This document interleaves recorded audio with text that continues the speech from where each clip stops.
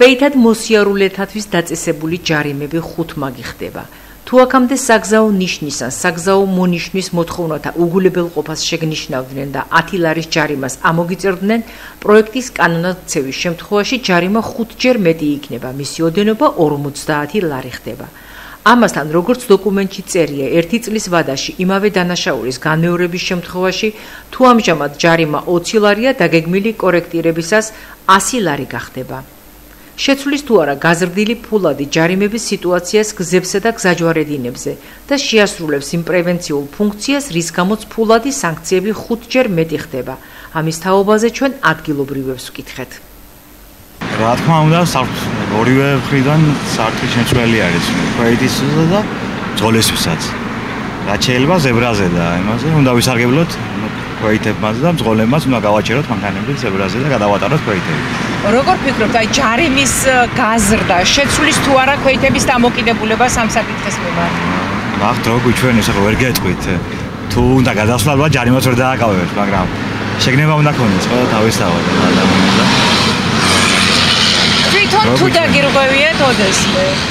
ქვეითის როგორც ქვეითის მოკვეითი. კი, ყოფილა შემთხვევა როგორ არა. გამერღვევია და რავი მგონი არა არის კარგი.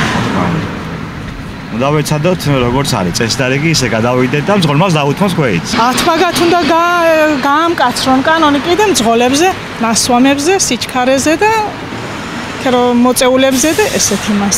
მაგას მივესალმე. და თვითონ თუ დაგირღვევიათ ხოლმე? ალბათ კი. იმიტომ რომ ხან ესე იმას გადამიკვეთი. კი. და ჯარიმები მკაცრდება. და თქვენი აზრით რა პასუხისმგებლობის წინაშე დგანან ქვეითად მოსიარულეები? არა, ხშირ შემთხვევაში ქვეითად მოსიარულეს მეტი პასუხისმგებლობა აქვს აუცილებლად. აუცილებლად. ყველამ უნდა აკონტროლოს და წესრიგი დაიცვას. თვით შეგნება სანამ არ იქნება უმაღლეს დონეზე, მანამ არაფერი არ შეიცვლება. უნდა დაუთმონ გადავიდნენ, სადაც ზებრა არის. ზებრა სადაც იქ უნდა გადავიდე. ძალიან დიდი ხანია მძღოლი ვარ, 24 წლის ვიღავი მანქანაზე რომ დავჭი. 65 წლის. აქ ძალიან ურჩები არიან და ქუთაისში ყველა ელოდება ზებრას და გადასვლას როდესაც სვეტაფორები. მოსიარულეებისთვის იზრდება ჯარიმა, ქვეითად მოსიარულეებისთვის და როგორ ფიქრობთ ეს გამოასწორებს პრობლემას? არა, არ გამოასწორებს. მარტო მძღოლს რომ მოვკისროთ, მოვთხოვოთ პასუხისმგებლობას, ჩვენც უნდა ყველაფერში, ჩვენც ადამიანებმა უნდა ვიყოთ უზრუნველყოფა, რომ ჩვენც ვიყოთ ყველაფერში პასუხისმგებელის. მე არასოდეს არ დამირღვევია, მით უმეტეს ყოველთვის ვუთითებ სხვასაც, რომ იყოს შედგენილობის ქვეშ კონდეს ყველაფერი. ცვლილებები ადმინისტრაციულ სამართალდარღვევათა კოდექსში იგეგმება. აღსანიშნავია, რომ კანონს ასევე ემატება 2 მუხლი, რომლის მიხედვითაც თუ საგზაო მოძრაობის წესების დარღვევა ქვეითების მიერ ჩადენილ იქნა ავტომაგისტრალზე საერთაშორისო ან შიდა სახელმწიფოებრივი მნიშვნელობის გზაზე, პირი 100 ლარი დაჯარიმდება. 1 წელში დანაშაულის განმეორება კი 200 ლარიან ჯარიმას გამოიწვევს. ქვეითად მოსიარულეთა მხრიდან საგზაო მოძრაობის წესების დარღვევა აფერხებს მოძრაობას, ქმნის საავარიო სიტუაციების რისკს და საფრთხეს უქმნის საგზაო მოძრაობის სხვა მონაწილეებს.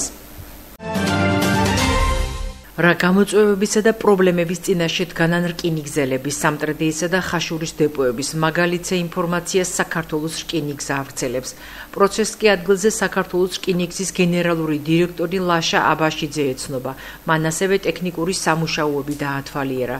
ლაშა აბაშიძის განმარტებით სავაგონო და სალოკომოტივო პარკის გაუმჯობესება კომპანიის ეფექტიანობის გაზრდის წინაპირობაა. მან აღნიშნა, რომ ახალი ხელმძღვანელობის პირობებში რკინიგზის ინფრასტრუქტურის გაუმჯობესებას არსებითი მნიშვნელობა მიენიჭება.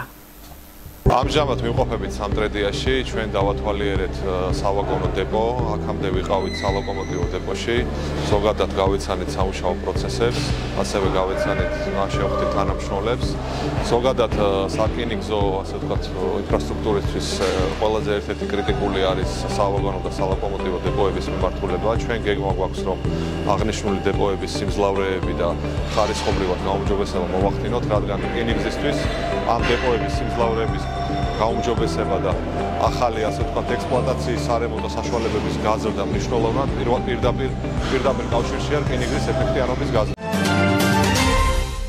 სოფელ კვალიჩი ჩინჩალაძეების ოჯახის ბაღი დიდი არ არის, თუმცა ფართობის სავსებით საკმარისია საიმისოდ, რომ ადამიანმა სილამაზით კბობა შეძლოს.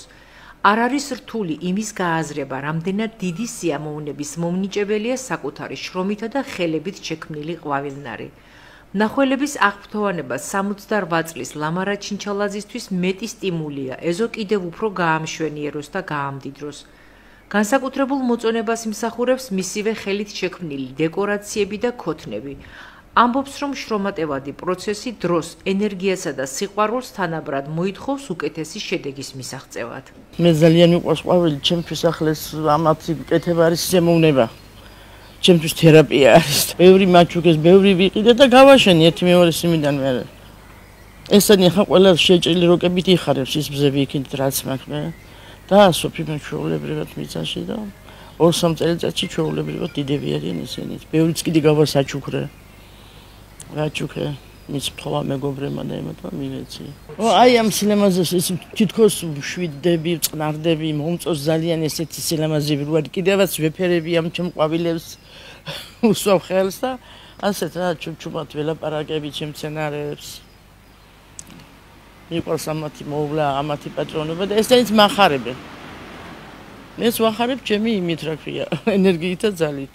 აი მე ყველაზე მეტი საჩუქრე, ყველაზე მეტად მიყარია ჩემ ცხოვრებაში მე თუ კი ვინმე რამის მაჩუქებს.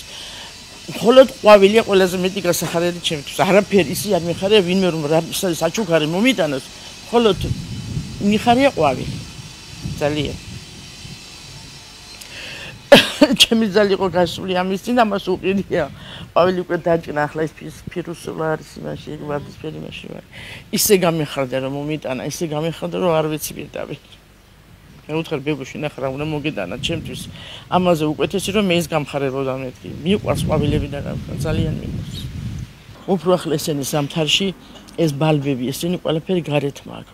გარდა იმ ჩინური ყვავილების ესენი შემაგშირი და ბალბები თუ ძალიან დიდი ყივნები იქნა ხა 5 ზევით მე უკვე ვეღარ უძებს. მანამ ცოლოფნები მაქვს მე მოწყობილი თავის ისინი ჩამოვაცმევ და მუშაობს არის ჩვეულებრივად შე. ბევრი არის ყინვა გამძლეებია. არ შემაგშიგინ და თავისთავად კიდია სამთარში. დეკორაციები ესენი ჩემი ხელით გაკეთებულია, ბეტონით არის ნამუშევარი. მეუღლე მეხმარა და ვაკეთებ. ახლაც ვქნი ვაკეთებ უბრალოდ ძირითადად და კიდე შემიძლია რომ რაღაცები გავაკეთო. ასე ჩემი ხელით დავждები, უნდა მომიტანონ, მომეხმარონ თუ არა ესე მე ავწიკო მივიტანო ასე რაღაცა არ შემიძლია. ინტერნეტში შევხედე იქ რაღაცები იყო გაკეთებული და იმის მიხედვით მე გადმევიღე და მე თვითონ გავაკეთე. ფანტაზია აზრი რაღაც ხომ მოგიდის ადამიანს რაღაც ასეთ რო გააკეთო და მეც აი კიდე ბევრი რაღაცის გაკეთება შემიძლია რომ გავაკეთო, შევქმნა ერთი სიტყვით. ბევრს მოწონს, ყოფილი არიან, როგორ გააკეთო მეკითხებიან. ისე ბევრმა შემეკითხა როგორ გააკეთესო, ჩვენცო გავაკეთოთ. ვასწავლე ახლა მე ვთქვა თუ გამოვიდით ხელიდან აი ეს ძერწვა და ასეთი რაღაცები შეიძლება გააკეთოთ. მე მოწე ყალიბი არაფერზე არ მიხმარია. თვითონ ჩემი ხელით, მოზელილი ბეტონით ესე გამუშავეს და მივეცი ფორმა. არაფერზე ყალიბი არ მაქვს ნახმარი.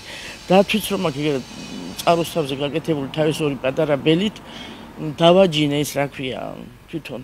დათვი და მივამგვანე იმას გამოვწერწე მე ბეტონით. ნელ-ნელა უნდა აკეთო. ესე უცებ ვერ მიაყრე, შეშრება კიდე უნდა დაამატო და ბოლოს მე მიცემ ფორმას. გამოვკეთა რაღაცა მეხერხება ასეთ რაღაცეები, ძერწვა, ხატვა ესეთი რაღაცეები.